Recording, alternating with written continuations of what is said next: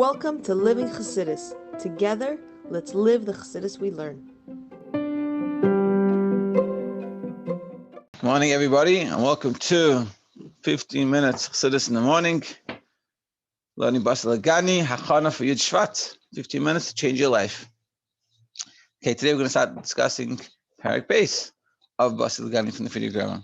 And basically, so we ended off talking about in yesterday, in the first parak, ultimately that Hashem wants to live in this world. He wants to be revealed. He wants to be sensed and felt and have a relationship with us. And the way we cause it to happen, with Dar Shvi, we want to bring it back down into the world, bring Mashiach, is through the way of Iskafim, his Hapcham. And taking control of our lives, making the right choices, recognizing that when we're doing the right thing, it's not just because, and it's meaning, it's not just to eat healthy for eating healthy sake, but eating healthy in order, as it says in Tanya, to break the clip and Sitra Achra and to connect ourselves more to God. And we're making the right choices because it's connected with Elikus, with godliness. So now we're going to discuss how to implement it more. Page 8, number Parak Base. The divine service in the Mishkan and in the Beis HaMikdash centered around the task of Birurim, the refining materiality. So let's see how it was. We talked about how we should make for Hashem the sanctuary, and that's and He'll dwell within us. So we have to make ourselves the Beis HaMikdash. So we're going to discuss the parallels between the Beis HaMikdash and what we have to do within our own Beis HaMikdash. So one of the things in the Beis HaMikdash was the avodah of birurim, refining of materiality, through the subduing of man's physical nature, which brings one to a yet loftier goal of transforming darkness into light. And what it means for us is, like we talked about before, that first it's iskafia, and ultimately it's hapcha, that you transform, not just you subdue, you make sure you make the right choices, but you transform yourself to see everything differently, to do things differently. For this reason, one of the modes of divine service in the sanctuary was the offering of sacrifice. And this is why we brought korbanos. This was not merely a physical act.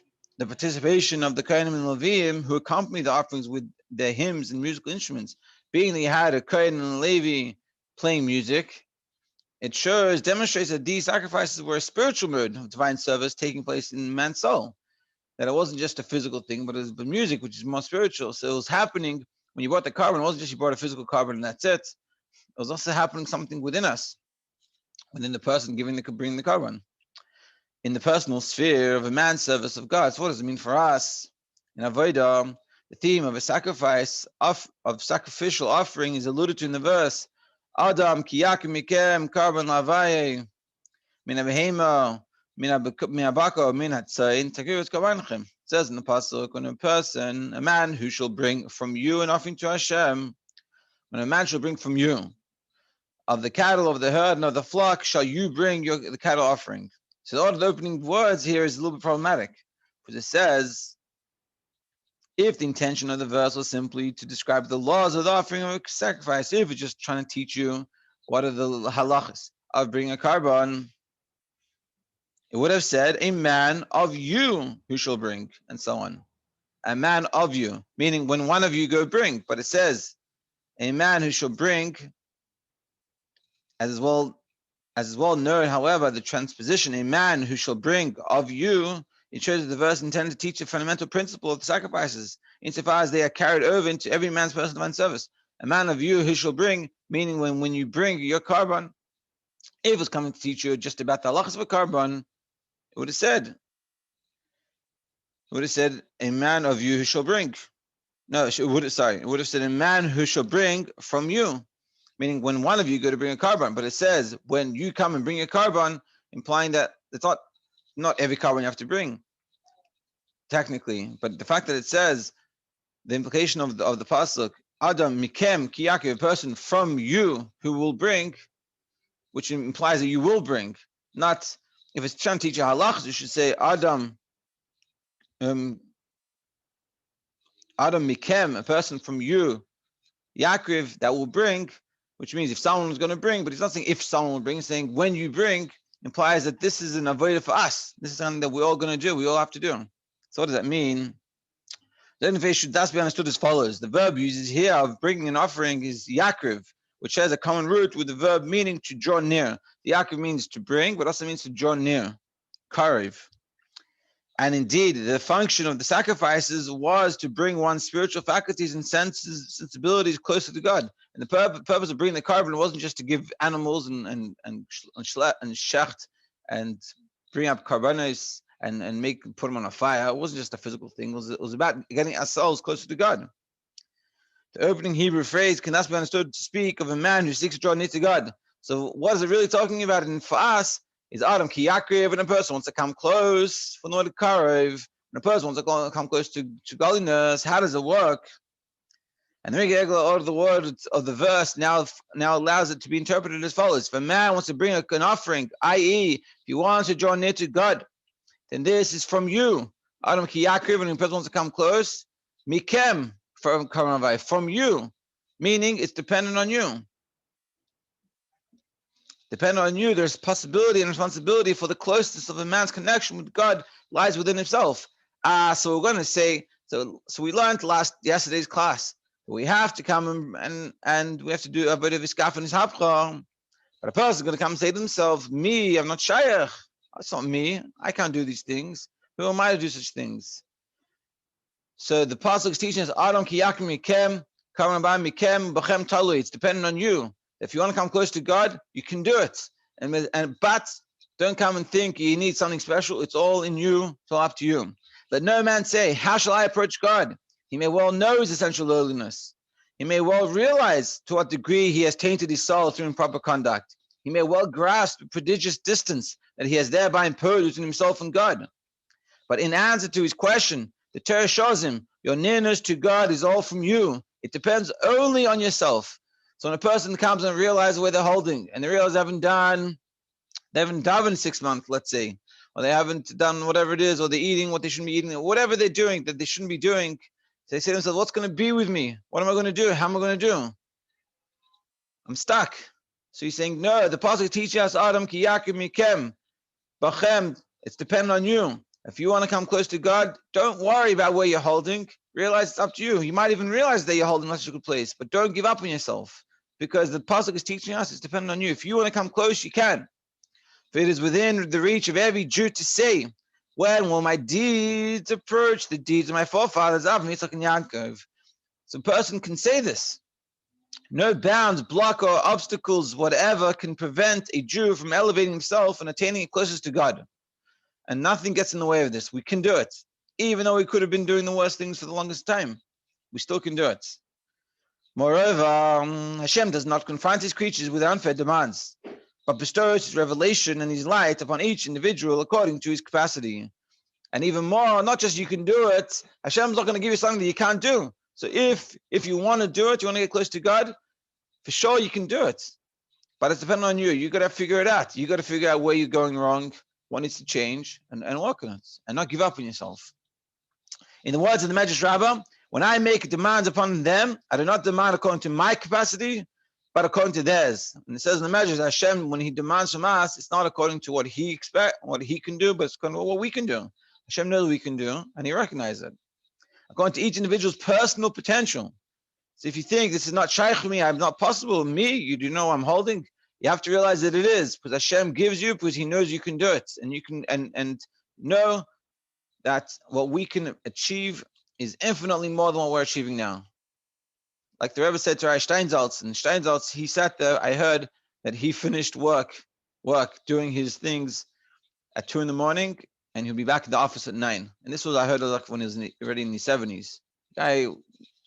He came to the Rebbe in the, I don't know when, in the early years, not early years, but I'm saying in like the 70s, 80s, and he asked the Rebbe, he's like, I'm like so busy, what can I take out of my schedule? So they said to him, add more. Now this guy, he translated the Talmud, he wasn't doing nothing with his day. But the lesson for us to realize is that we have a lot of potential. And the only thing we've got to realize is we've got to push ourselves and realize that we can do it. Hence, no hindrance can prevent one from rising to attain a closest to God. The first lesson then that the verse about sacrifices teaches a man who seeks to draw near to God is that the capacity to do so is mikem, from you, depending on himself alone. Meaning, we want to get close to God, we can do it. And we don't have to go to a mountain, we don't have to run away, we don't have to do anything. We have to realize it's all on us, in us. We can do it. The same word, however, holds not an implication. The sacrificial object to be offered is not only an actual animal, rather as three words of our verse teach, Mikem korban laHashem. From you shall there be a sacrifice to Hashem. The object that needs to be sacrificed is the animal within man's heart. So what do you have to bring out to get close to God? A nefesh Bahamas, i.e., his animal soul. After stating in general terms that the offering to God is to be brought of the cattle, the verse proceeds to enumerate the detailed category of animals that need to be sacrificed. Of the herd and of the flock shall you bring an offering. Adam ki yakim mikem, when a person wants to come close to God, korban laHashem. When you want to get close to God, you have to bring up a sacrifice. Mina behema, mina bakim, mina tzayin. Three types of animals. Because there's three general types of nefesh Bahamas. To get close to God, you have to bring up your nefesh Bahamas. And there's three types of nefesh Bahamas. Of the herd, of the flock, shall you bring your offering. For every man has his own distinctive task of self-refinement. One man has to sacrifice an animal nature that is as gross as a goring ox. Someone is wild like an ox, and he comes and person talks, and they do things, and they're just wild and they're rough, and they say things that afterwards they need to say sorry for. They're just rough, and they say things and they're hurtful things, and don't even are sensitive to what they're doing. Another has to cope with an animal nature that resembles a sheep. Another person's like a shipseller. The animal soul is a lot simpler, but it's it's simple, it's easier. Albeit an animal, but at least more docile. So it is nefesh Bahamas, it is an animal, but it's a lot more calm. Doesn't go burning bridges and having to go fix it after. The meaning of each of these categories in a man's personal divine service is discussed at length in Kudshat Tefillah. And we talked about this in Kudshat Tefillah, like we just did before from the Rebbe Rashab. What parak was it? It was in, let's see, 4? Let's see. He doesn't say where it is. But yeah, we learned over there. A few places quotes from Kudshat Tefillah about the animal song. The verse closes on the same lines. Takrivus korbanchem. You should bring your korban. You, plural, should bring your offering. For each individual has its unique challenge of self-refinement. When the offering of the actual animal was brought in the Beis HaMikdash, it was a sacrifice on the altar. The Talmud in Yuma relates that it was consumed by a divine fire that crashed there like a lion. Rashi explains that a fiery coal fell from heavens during the time of Shlomo. As the fire would come down and eat up the korban. So too, the Zohar speaks of a lion that would consume the sacrifices. This heavenly fire that has its counterparts, what does that mean for us? Remember, we're contrasting what it was in the Beis HaMikdash to what it is in ourselves. Just like the Beis HaMikdash just like in the Beis HaMikdash, we brought a korban. So too with us, to get close to God, we have to bring a korban, which is the korban we have to bring to God is our nefesh Bahamas. Also in the Beis HaMikdash, the korban you brought up got eaten up by a fire. So what does that mean for us? The heavenly fire has the counterpart in divine service that takes place within each man. There is a flame that flares in his divine soul. Your nefesh Elokis has a fire. This alluded to in Shir Hashirim, Eshaper Ishbi Eishal Heves Yudkei. It calls a fire, the flame of Hashem. Medrash Rabbah cites in Yalkut, liken this fire to fire from heaven. It does not consume water, nor is it quenched by water. So the fire doesn't get put out by the water.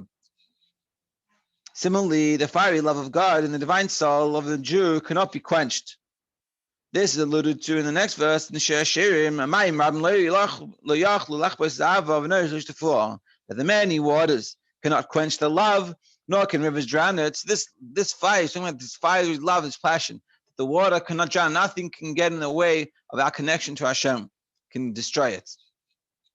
The turbulent waters are the wires of making a living and the other confusing disturbances that distract a person from his divine service, from the study of Torah and the observance of the mitzvahs. Despite all these disturbances, rivers cannot draw this fiery love of God, cannot drown this fiery love of God, for it resembles heavenly fire that nothing can extinguish it.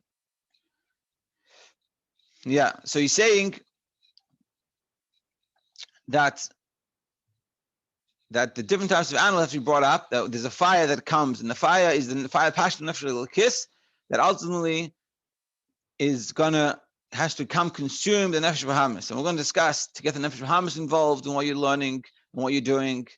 And he's saying that the coldness or the water that come to extinguish the love cannot extinguish it. That even though the nefesh bahamis has his thing and his desires that come take you away, but that's not going to come extinguish the love. And we're going to discuss on Monday how to get the nefesh bahamis involved. Thank you very much for joining, and have a great good Shabbos.